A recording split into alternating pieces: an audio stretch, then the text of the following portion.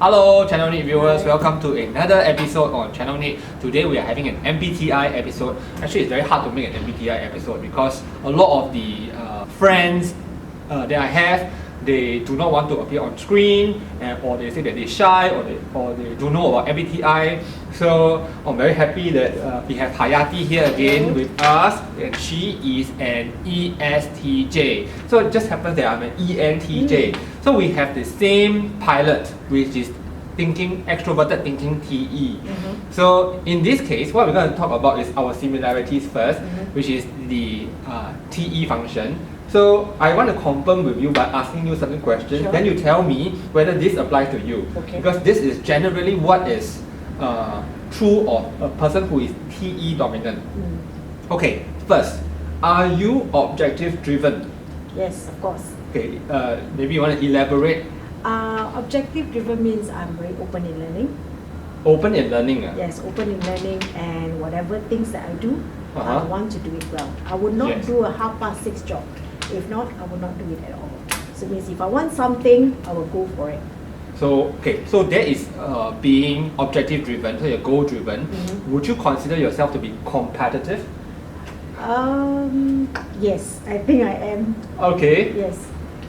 In the sense of everything, or? Competitive means, now your goal driven could be because I want to excel. This is my personal drive for excellence for myself. But competitive means maybe you just want to be the best. I would say it depends on. Of course, I want to be the best in everything. It's more not so much on comparing to another person. Okay. But it's more my self confidence and my self worth as a person. How much I value myself in whatever I do. So I believe in giving the best. Is my personal goal. Means you just do your best. That's it. Yes. Okay. So along the same line of thought, do you like to make comparisons? Of course, I do that sometimes. Comparison not in a positive way, in a sense that if another person is doing well, then I will ask myself, how come that person can do well than me? So what is that so special about that person that he can actually do better? So in that sense, I will compare to myself, and then I will level up and improve in whatever ways towards to be better. What about comparing between products or strategies or methods? Do you do that as well? Yes, that one I will do on my so-called, for example, I will take it as my class. Every class is different. So sometimes not every class is a smooth one. So sometimes we might have some challenging students. So, and your class may not come out very smoothly. So I would ask myself at the end of the class, I say, hey, which area did not do well? So, and then I would think again and try to improve on that area that I need to catch up. Okay. So another thing that may be very common with TE users are that they are fussy. Are you fussy? Fussy in the sense of what? Like for example, let's say you want things done in a very specific way. Yes, especially at home. Especially at home. How is it so? Like what examples can you give? Okay, for example, if hanging clothes, it can be as simple as hanging clothes. Okay. My children, they know it well. So if I want to hang it that way, it's supposed to be that way. Why do you have this need to hang it a very specific way? Okay, for example, if you're going to hang your clothes just like that, and somebody will say, oh, it's just hang what? Just as hang means hang. Okay. But to me, if you're going to hang and flip the shirt and hang it, the shirt will come out very neat after you dry it in the sun. So rather than you just hang out like that, it will crumple up. If you flip the shirt, it will come out very smooth. Do other housewives do other homemakers actually know this technique? I don't know. Is it your specialty? I don't know. Especially when you hang something which is heavy on a hanger, it ends up your shirt will have some. It will be. It will get distorted. I mean, like your shirt will be out of shape because it's wet and it's heavy. So you hang it in such a way that it be out of shape. So I don't want that to happen in my clothes. So besides housework, let's say at work, are you also fussy in a way? In a sense, yes, especially if I have someone that I work with. And I try to keep it in mind and be aware, because I know some people may not be able to accept it, probably because of a high standard that I'm putting in to myself. I want it to be done this way, and that person did not follow my way. I will tend to be very, I would say, upset a little, because through experience I know certain ways must be done in this manner. Yes. So if you're not doing it in this manner, I know something's going to happen. So I always anticipate and foresee that it's supposed to be done in a certain manner. Okay. Yes. So I hope that our viewers here will have a better understanding. How come some of the TE users that you see happen to be so particular about things? It's just part of us, right? I know of an ESTJ who is very predictable. You want to buy him something, right? All you need to do is you don't even need to ask him. Chicken rice will do it. Huh?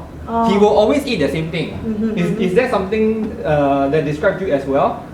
I will eat the same thing. Now you don't really vary your life much. Yes, it's true. It's like you follow a very routine life. Correct. So let's say I need to buy you something, I just know that this thing works and it will continue to work, is it? Correct. So there's no craving for variety.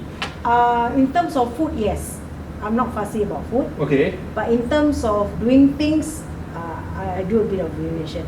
In terms of like daily life, to me, it's nothing important. You're just going to go on with your life. So that's it. No need to be so fussed about it. But in terms of work, yes. In terms of variety, for me, my so-called career change. After 5 years of doing something, I want to do something different. So I cannot stay put on something for a longest period. I think I have an explanation for this, Like for example, the TE user values efficiency. So in this case, for me, right, although I would not mind some variety, I would also tend to choose the same type of food because it's efficient to just choose something that I know is trustable. And I don't have to use my mind to think about what I need to eat because it's an inefficient way of using my brain. You know what I'm getting at? Save time, is it? Yeah, save time. So I just need to eat the same thing all the time. Yeah, I don't mind actually eating the same thing. Yeah. Yes. But sometimes I do the variation because of I have to think for my spouse. Ah. So I say, what do you want to eat? And he say anything. And I say, when I buy something, he's like, okay, you need something else. So again, it depends on your partner also. So one of the other things that I think would be different between the ENTJ and the ESTJ, I think the ESTJ is more unwilling to take risks. You may want to follow something that is proven, or you may be more prone to follow by the book. Is that possible? Risk. I would say I'm a risk taker also. Oh, okay. Yes, What kind of risk have you taken? Okay, for example, before I was a trainer, and after I left the airline, I was a stay-home mom for 3 years. And I think that I got to do something. That's why I have to find something to do. So that's where I ventured to online business. And I'm clueless in business. I got no knowledge in business, and I actually tried it out. And so-called it was quite a success in the sense that 5 good years I do make quite a bit of money. And what online business did you do? Like clothing and everything. So I got about 5,000 followers.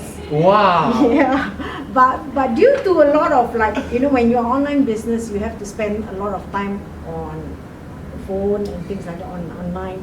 So and sometimes you have to answer so-called irrelevant questions. So I think it take up a lot of time. So and after that I move on to as a trainer. And when I'm in class, I'm not able to answer the online answers. So and actually drop it off. So yes, but I would say it's something that a risk I would take because I have no knowledge behind it. Yes. Okay, sure. So now, since we are both thinking types, right? So we are both TE dominant types. So and since the COVID-19 is a period whereby we need to think a lot. So maybe we can actually discuss or share with the viewers what are some of the things that we actually think about that maybe we can't readily find from the internet. So what are some of the things about the COVID-19 period or the COVID-19 epidemic that you may find intriguing or worrying, or that you have been thinking about that you don't really get information online? Yeah, so whatever we have received online is basically very cliche, I would say. It's like an everyday thing, we know it already. Or like how many deaths, or and how many new cases? Correct. But what is something prominent I thought about is actually how is it that the virus actually spread? Okay. It actually, of course, they say it's through airborne, it's through distancing, and it's through cough, sneezing, and all that. But how do you actually know that you are being infected? I think what you are trying to say is, what are the risk factors? Who are more at risk? Is it? Is it? Something like that. Or if I'm going to get it, if I'm a healthy person, how do I know, am I carrying the virus or not? Because another person who's connected to me may be not as healthy as I am. But since I'm carrying the virus, I'm not sure whether I'm carrying the virus or not, because I'm relating to so many people. Okay. And suddenly that person got it. So again, how is it exactly is being passed on? Because I think on that part it wasn't really clear. Because it's been spread and it's been multiplying, but maybe the researchers are still finding the answer to that. Yes. That's So why that come across my mind. How is it exactly being spread? Besides knowing all these factors. So in my case, right, I may be more interested in statistical data, but not in terms of like how many people get it today, how many deaths and all things. But like for example, in the case of one of the hotspots, the Safra Jurong case, right? Yes. I would like to know in this case, how many people were there? In the end, how many people actually got it? So for those people who didn't get it, why didn't they get it? Is it that they are seated far away, or they didn't get how to contact? That's so, my whole or point. it's the same type of question, but we think in a different way, but actually it's the same. Exactly, that's what You are also interested in because, that? yeah, because Jurong Safra is very near my place, and Okay. I go there almost every other time. Yes, and the fact is, when before the news broke out, I was there 2 weeks before.